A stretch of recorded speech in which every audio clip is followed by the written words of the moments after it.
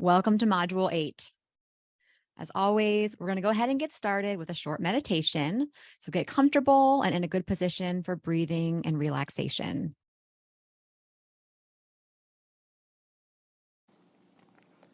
Find a space that's comfortable for you to meditate for the next couple minutes. And begin to let your eyes take that soft gaze downwards or come to a close. And we'll take these next couple of minutes to honor how you're feeling in your body, focusing on respecting and appreciating your body and all it does for you. So let's take a cleansing breath together. Inhaling, allowing the belly, the ribs, and the chest to expand. And exhale, open the mouth, sigh it out audibly. Ha, just let it go. Make whatever sound feels right for you to come out. We'll take another cleansing breath, letting the belly fill as you inhale. And exhale, release.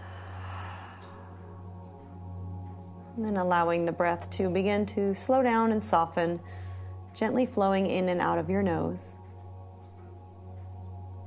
And to cultivate self-love today, I invite you to repeat this series of mantras to yourself. And feel the feeling in your heart center as you tell yourself these words of love. I love my body just as it is. I love and approve of myself. I have gratitude for all my body does for me every day. I envision my body in perfect health, and it is beautiful. I love my body just as it is. I love and approve of myself. I have gratitude for all my body does for me every day. I envision my body in perfect health, and it is beautiful.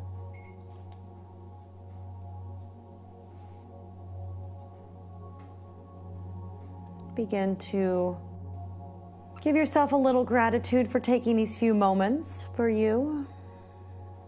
Feeling that in your heart center for just one more nice deep breath in. And exhale, sigh it out. Let your eyes blink open and return to your day with this gratitude for your body and all it does for you.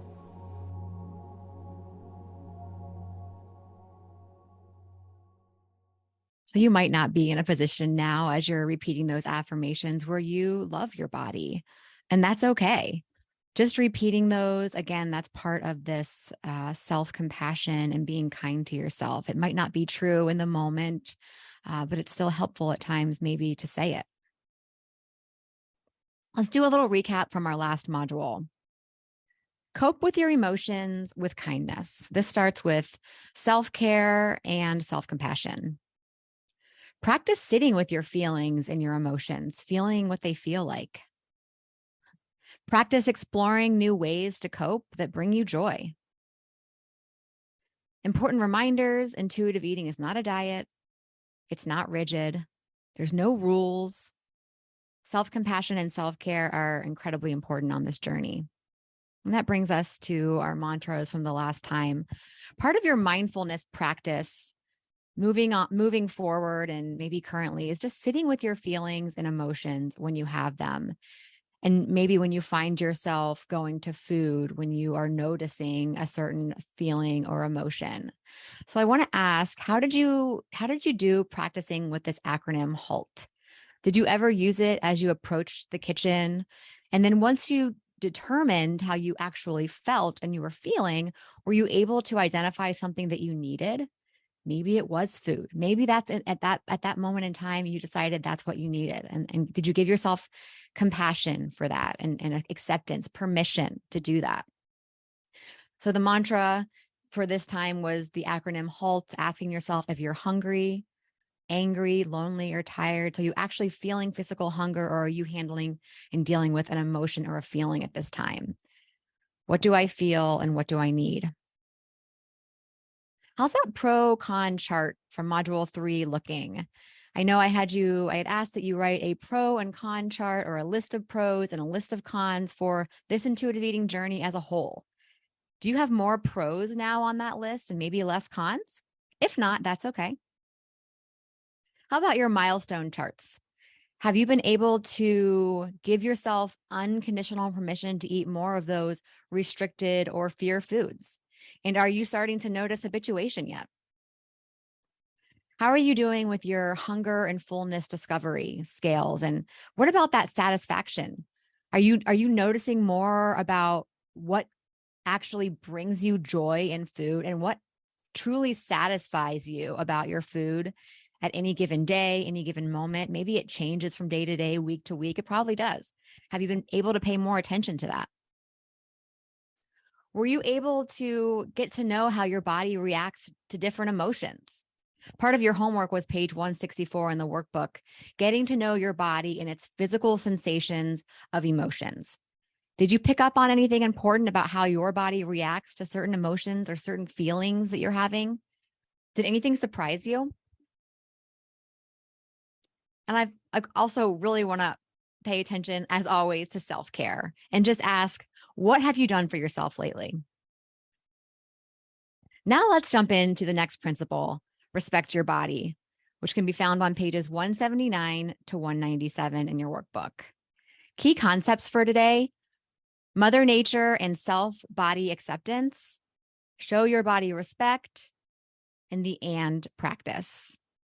We're actually going to do our voices segment early today because it's wonderful, in my opinion, because it's from Christina Bruce.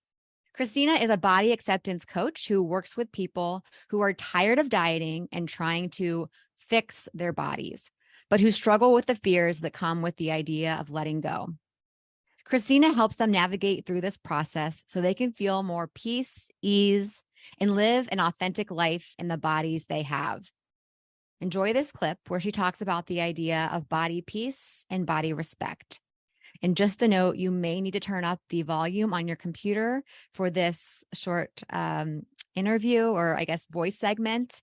And I apologize for that inconvenience.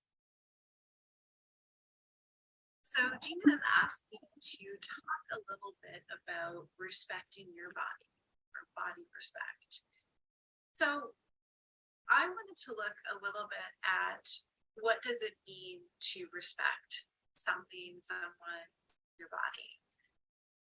And there's two different definitions that I found here. So the first definition is a feeling of deep admiration for someone or something elicited by their abilities, qualities, or achievements.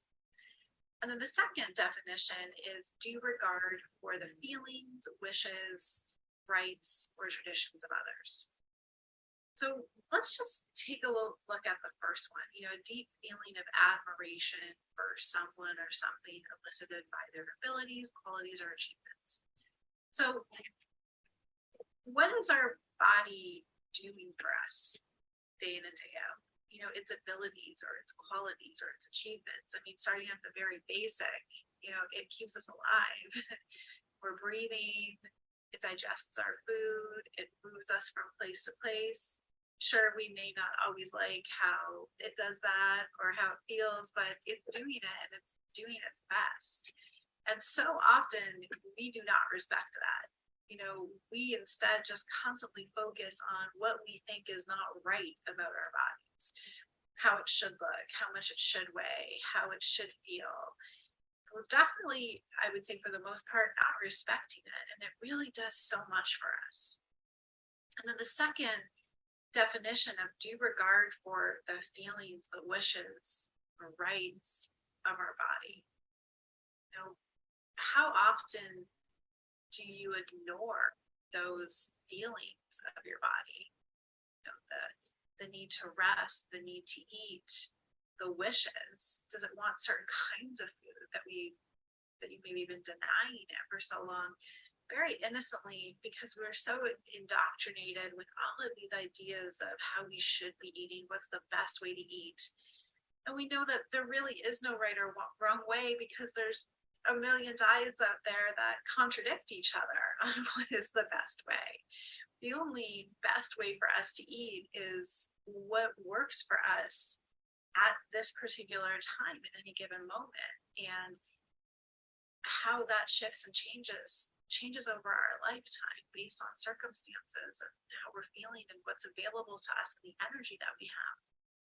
So as a body acceptance coach, I predominantly work with women to end the war against their body, because I really do feel like we're brought up in this culture to constantly be at war with our bodies. And you can't be at war with somebody if you respect them. You have to disrespect them or not like them in order to, do things to them that would be hurtful or harmful. And I think a lot of times we don't even realize how we're being disrespectful to our bodies, how we're actually hurting it, because the culture that we live in, that is really all about constantly trying to control, manipulate, manage, usually reduce the size of our body, make it look differently, is not very respectful. So dieting and following certain plans is all about disregarding our body's wishes or its feelings. It's not eating or feeding it when we need it. It's moving it or doing a certain type of movement that might not be helpful for it at the time. On the extreme opposite end, it could be not moving it when it could use some movement. But what our culture does is it really has us disconnect from our body and how it's feeling. It plants in our heads a lot of ideas of what are good or bad ways to treat our body. But in the end, I find that on a whole, we're not respecting our bodies most of the time. When we, especially how we talk to it, how we look at it, we're constantly putting it down. We're not respecting its abilities. We're not respecting what it does for us. So how we respect our bodies really looks different for each of us, because we have because our bodies are different. We have different relationships to it depending on, again, our circumstances, our history, our certain time in our life, what we've been through. So just asking the question, what would it look like to respect my body, to really respect it? How can I show respect to my body? And a lot of times what will get in the way of that is fear. So it's this fearful idea of gaining weight, or this fearful idea of what will other people think of me if I look this way or eat this way, because there is a lot of judgment and lots of people have ideas and judgments about bodies. But in the end, that's theirs. And when we take it on ourselves, we end up, cutting off that connection and intuition that we have with our bodies. So you can look at the different areas, kind of three different areas. One would be, feeding it. In what ways are we disrespecting our body and how we feed it? And what would be a respectful way to treat our bodies with food? And I'm going to throw out there and say it can be respectful to, have that dessert or eat some chips if we're really wanting it, if it feels satisfying. The fear would be, that's all I'm ever going to eat and I'm going to gain weight, and etc. Well, just noticing those are fears, and without those fears, what would you do? So it's another question to ask is like, if I wasn't afraid, what is it that I would actually want to do here? What feels respectful to my body? And kind of following that route. And then looking at it with movement. So where are you being disrespectful to your body in terms of how you're moving? Exercise wise, are you doing too much exercise too often in a way that is overburdening the body? Because I would say that most of us would lean towards that, especially if we're on a constant quest to manage or suppress weight. Of course, the other extreme would be if we're never doing anything. But what would be a respectful form of movement? And not just like for my body forever moving forward, but like for today, for this moment, for how I'm feeling, for what energy I have, for the time that I have. for the circumstances of my life. What would be a respectful form of movement for my body today? And maybe it's limited movement, maybe it's no movement, maybe it's more movement. And then also it's checking into how am I talking about my body? When I look at it in the mirror, am I criticizing it? Am I making judgments? Am I making judgments about my body to other people? Am I putting down my body in front of other people, especially children? This isn't to feel guilty or shame if you do this, because almost everybody does it to some degree.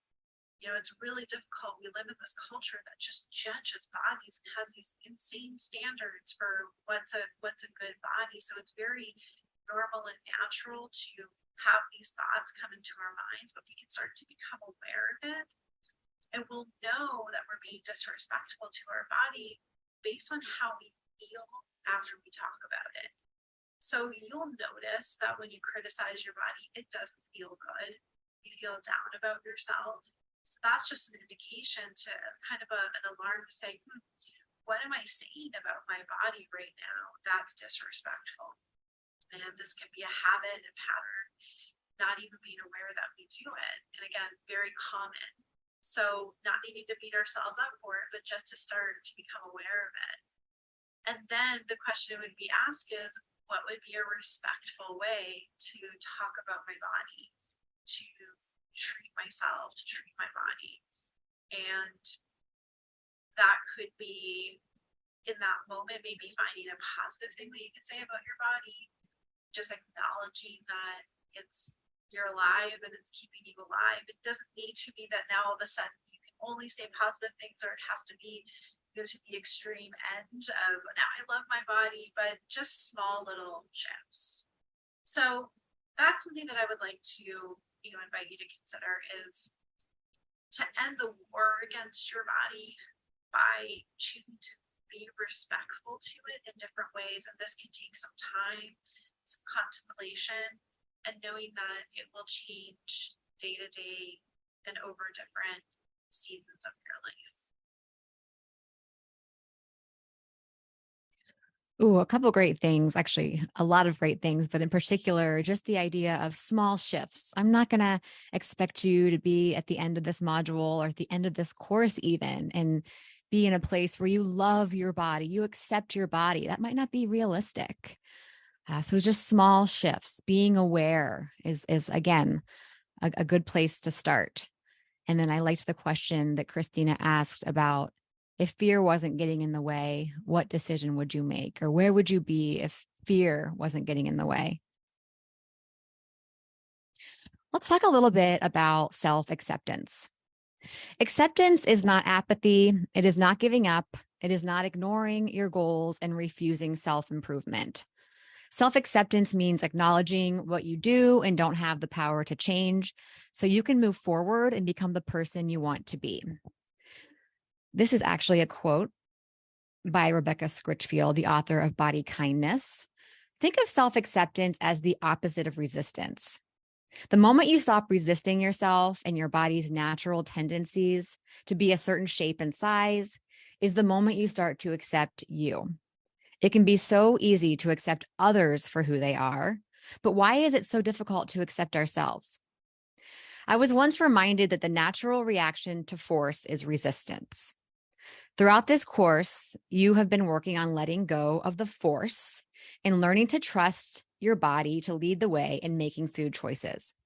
Have you noticed that with less force, you see less resistance, either from yourself mentally or your body physically? My hope is that one day that will then turn into acceptance. Let's talk about Mother Nature. It has been suggested that the best weight for you is one you can achieve by living and eating intuitively and enjoying your most happy life that is free of food rules and guilt. You may be getting closer to that now as you enter the 8th module of this course. I want to ask, do you feel happier? Have less food thoughts? Are you being less restrictive? Are you more in tune with what your body actually desires and needs? So let's talk about Mother Nature. We talked about this a little bit in principle or module 1. We talked about set point weight. Okay, it's time to surrender to the body that you were meant to have. That's body acceptance. Your body was designed to maintain a certain genetic blueprint weight and shape. Weight, shape, and size. That's our set point weight. Fighting Mother Nature means constant restriction, guilt, uncontrolled eating, and then that cycle continues. Accepting your body is an extremely loving act. Surrendering to what Mother Nature has given us is not always easy. And I'm not just talking about weight, shape, size. It could be anything about your body that you just haven't accepted yet, but that Mother Nature gave you. It takes time and it takes patience and reflection. Self-acceptance and body acceptance doesn't happen after listening to one module on the topic or completing a course like this one. For now, you can start with some reflection by filling out the worksheet on page 181. When filling this out, you can think about any part of your body that you've maybe tried to force to change and that you haven't yet accepted. Or maybe you haven't even tried to force to change it, but you're constantly thinking about it and you just haven't accepted it. It can be your hair, your eyes, your skin, your body size and shape, you name it, whatever it is, use that to fill in your answers on page 181. If you aren't yet ready to accept your body, you can at least start by showing it respect. Here are some other things that you can do to start showing your body respect and begin to at least move towards body acceptance. Let's start with gratitude. I believe Christina mentioned this. A conscious focus on the blessings you have will add tremendous benefits to your life. There's a lot of research to support that. You can start your day off with a simple note of gratitude right when you wake up. It can be either in your head or you can write it down. An example might be, I'm grateful for my legs that helped me get out of bed this morning, or I'm grateful for running water that will feel really good on my face when I wash it. The next one is self-care. We've talked about self-care a lot in previous modules and already in this one as well, because it constantly comes up. But the simple things such as regularly staying clean, brushing and flossing your teeth, engaging in pleasurable activities, continuously nourishing your body, and getting enough restorative and energized sleep, it's a great place to start on your journey to body respect. The next one, ditch the scale. There's nothing like tossing the scale as a way to show your body and yourself that you are trusted to make the best decisions about food and movement for you, regardless of your weight. With a scale in your home, the temptation is always looming for you to hop on it and make self-judgments. Next, stop body checking. Rebecca Scritchfield, in her book, Body Kindness, suggests hanging a towel over your mirror for a few days when you find yourself constantly body checking. Also, the next time you body check, pay attention to how it makes you feel afterwards. Do you want to feel like that again? Next is throw out old clothes. Honestly, this might be really liberating. You won't be constantly reminded of your quote unquote fantasy body or the body you had 5 years ago if they're, extremely old clothes or 5 years old or more, but instead you'll have new clothes that fit you better and that you feel more comfortable wearing. Stop telling yourself you may be able to fit into your old clothes again once you lose XYZ pounds. It's time to accept your here and now current body, or at least moving towards that. And I mentioned it, but buying new clothes that feel good. I once had a client tell me she hated the feeling of really tight clothes on her body. I think most people can relate. I suggested it may be time to go a size up since those clothes were from before she had kids. She did, and the difference it made was remarkable. She just felt so much better. If you're able, spend some money, buy some new clothes that make you feel good without the thought that you only deserve clothes when you reach a certain, perhaps unrealistic weight. This doesn't mean you have to replace your whole wardrobe unless you want to. Just replace a few key pieces to start. Let's talk about body comparisons. Imagine if you were an apple and compared yourself to an orange. As an apple, you may be upset that you've got a divot on your top that's pretty deep, whereas the orange is kind of flat on the top. You may want that instead. As an orange, you may be looking at the apple's smooth skin and be angry about your rough and bumpy skin. Instead of concern over things that you cannot change, you're better off focusing on the great qualities you do have. Apples, they're tart, sweet, and versatile. Oranges are juicy and easy to peel and great in foods. The divot on the apple makes a perfect location for that little stem. As the intuitive eating book reads, the attention on others is the surest way to remove you from your own special qualities. Go ahead and fill out page 188 to 189, body comparison. Pause until ready. Let's talk about the and practice. The next time you find yourself using negative internal dialogue about the way you look, or really anything about yourself, try to turn it into a more positive or neutral comment. An example might be, I feel fat. Instead, I feel uncomfortable in my body today. Can you think of any other examples? Okay. What I want you to do now is the and practice. Follow that more neutral comment with an and statement. 1 to 3 things you admire about yourself. An example might be, if you're thinking, I feel ugly, you may change this to, I'm having a poor body image day, and I'm still a wonderful mom. I can make people laugh, and I make an amazing lasagna. So the key is for that and statement to choose 1 to 3 things you admire about yourself that have nothing to do with the way you look. Go ahead and practice this. The and practice, taking the focus off body identification, page 190. Body Kindness Balance Sheet by Rebecca Scritchfield. This is straight out of that book I've got in your resources page.